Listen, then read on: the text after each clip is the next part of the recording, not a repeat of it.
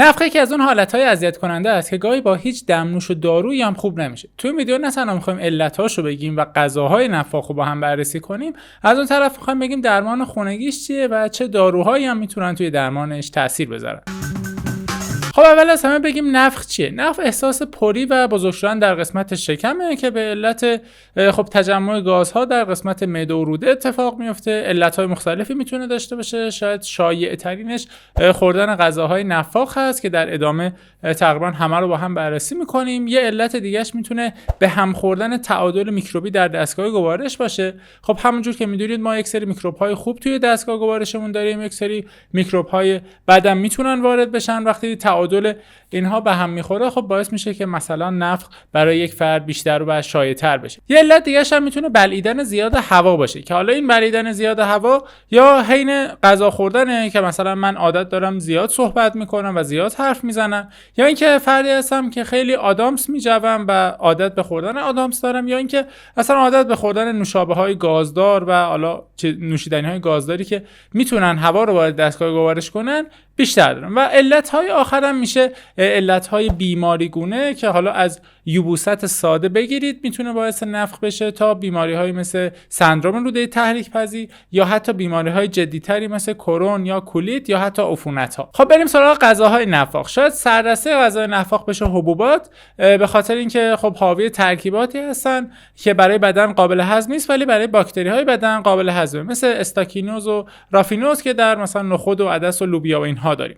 دسته دوم میشه پیاز و سیر. پیاز و سیر به خاطر اینکه حاوی ترکیبات به نام فروکتان ها هستن، اینها هم میتونن در دستگاه گوارش ایجاد نفخ کنن. همچنین خانواده کلم ها مثل کلم بروکسل، کلم سر، کلم بروکلی، اینا حاوی ترکیبات گوگردی هستن و اونها هم میتونن باعث نفخ بشن. از طرفی میوه های کوچیک درختی مثل سیب، مثل گلابی، مثل آلو، هلو، اینها هم به خاطر اینکه حاوی فروکتوز و همچنین قندهای الکلی مثل سوربیتول هستن میتونن باز توی دستگاه گوارش به خصوص روده بزرگ ایجاد نفخ کنن. میوه خشک هم برای خیلی از افراد میتونه نفاخ باشه به خاطر اینکه هم فروکتوز بالایی داره، هم از اون طرف خب فیبر بالایی داره مثل خرما خشک و کشمش و ترکیبات این چنینی. از طرفی برخی به لبنیات حساسن، یعنی به لاکتوز موجود در لبنیات حساسن و هنگام خوردن شیر و محصولات لبنی ایجاد نفخ میکنن براشون.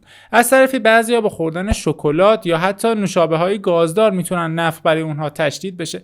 و در نهایت گروهی که میمونه گروه غذاهای چرب هستن مثل غذای سرخ کردنی که برای برخی از افراد میتونه حالت نفخ ایجاد کنه به خاطر اینکه چربی ها دیر هضم هستن. البته اینم در نظر بگیرید که خود الکل و نوشیدنی های الکلی مثل شراب و آبجو اینها هم میتونن نفاخ باشن که زیاد تو فرهنگ غذایی ما نبود.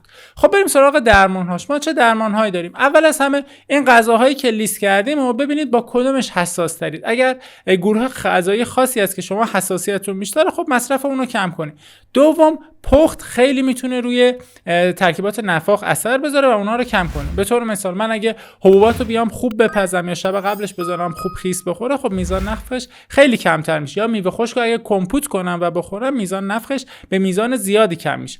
اگر حساس به محصولات لبنی هستید خب باید از محصولاتی که لاکتوز فری هستن مثل شیر بدون لاکتوز یا برخی از ماست ها استفاده کنید. و در کنار اینکه خیلی آروم غذا میخوریم و هنگام غذا خوردن صحبت هم نمیکنیم، اگه بتونیم یک فعالیت بدنی منظم هم برای خودمون در نظر بگیریم خیلی کمک کننده است. چرا که فعالیت بدنی به خصوص در ناحیه شکم کمک میکنه این هوای اضافه از بدن خارج بشه و توی بدن تجمع پیدا نکنه. حتی کسانی که مشکل IBS دارن یا سندرم روده تحریک پذیر اگر بیان از ورزش‌های مثل یوگا یا سایر ورزش‌هایی که کمک میکنه استرس کم بشه استفاده کنن قطعاً میزان نفخشون کمتر میشه. اگر بخوایم در رابطه با دمنوش‌ها بگیم، دمنوش‌های مثل زنجبیل و آبیشن دیدن هم باعث کاهش علائم نفخ میشه هم دردها رو تسکین میکنه. و در نهایت در رابطه با داروها ما یک سری داروها داریم که خیلی معروفن برای نفخ مثل دایمتیکون، سایمتیکون که اصلا کمک میکنن نفخ به میزان زیادی کاهش پیدا کنه.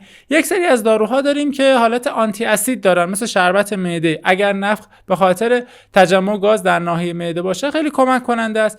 برخی از داروها داریم مثل شربت لاکتاز که برای کسانی که به لبنیات و لاکتوز مشکل دارن داده میشه. و دسته آخر داروها داروهایی هستن که برای کسانی که مشکلات جدی‌تر دارن مثل عفونت‌ها دارن اونا داده میشه، مثل خانواده NSAID ها که باید حتما زیر نظر پزشک داده بشه. امیدوارم مطالبی که گفته شد کمک کننده باشه.